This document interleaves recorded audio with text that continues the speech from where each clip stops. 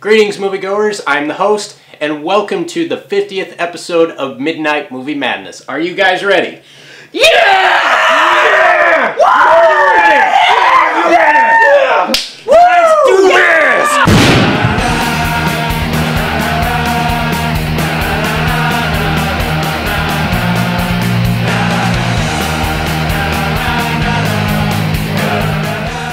And joining me here today are special guests Lala and Hildebeest.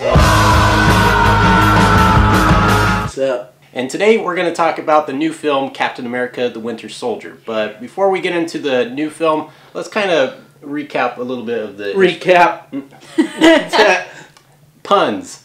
So for those who don't know, Marvel Studios was already mid through phase 1 of their cinematic universe, and only then did they start to find their groove with the releases of both Thor and Captain America: The First Avenger. The latter film told the origin story of Steve Rogers, an average skinny kid from 1940s Brooklyn, and played exceptionally well by Chris Evans, who signs up for a top secret experiment that transforms him into a crime-fighting super soldier known as Captain America.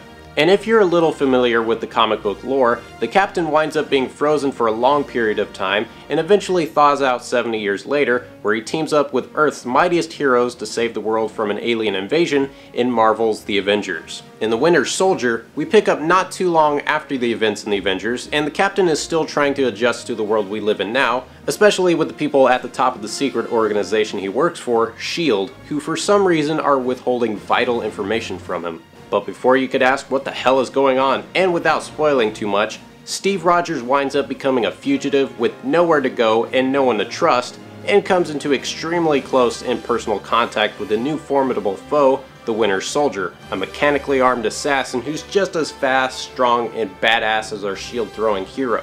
Yeah, it's kind of hard to talk about this plot without spoiling it, you know? Yeah, I thought they've kept it under wraps pretty well. I mean, it definitely does change so much into this universe. So many different twists and turns. Some were expected, some weren't. The political drama in this is on par with most good political thrillers. You know, it keeps you engaged in the story plot line, but then with Cap throwing his shield around, you know, kicking ass, like, that keeps you engaged too, and there's like enough there's so much action in this movie. Oh yeah. It's pretty on par with Avengers. I made a joke while we were watching it that the fighting supervisor must have been watching The Braid.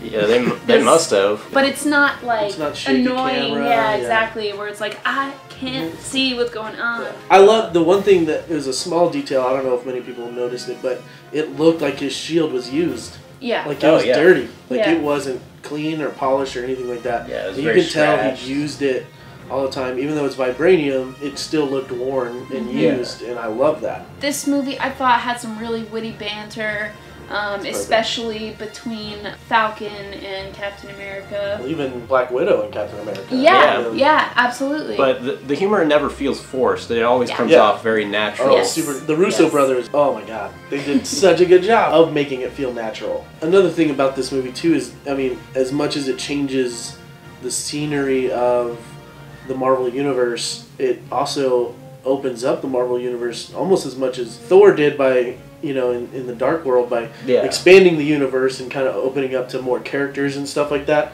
And just, there's so much fan service to mentioning certain characters and mentioning people that play big roles in the Marvel Universe, and that's what I loved about it, you know, punching my buddies watching the movie. I would say if you were like me and you didn't really like the first Captain America maybe as much as you thought, give the sequel a chance. Definitely. I promise you, you will come out of it like, yes. So on a scale from 1 to 10, what would you give it, Lala? I would give Captain America a solid 10. I don't have a bad thing to say about the movie, so for that, it gets a 10. I was going to give it a 9.5, but, I mean, there really isn't anything bad to say about it. I mean, the story's good, the action's good, character development's great, and it affects the universe. So, we'll go with a 10, I guess. There it is. Well, as you all know, I have nothing but insane amounts of love and admiration for the Avengers, and always considered that the be-all end-all Marvel movie. But with the Winter Soldier, the bar has been raised so high that it almost makes me worried for the next Avengers movie. It's that good. So yeah, the more I think about it, the more I gotta side with you guys. This is a straight up 10 out of 10 movie. So that concludes our show. I'm the host. I'm Lala. I'm Hildebeest.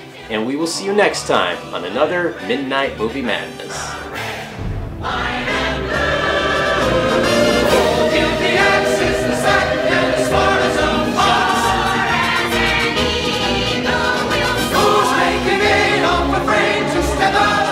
Are you guys ready?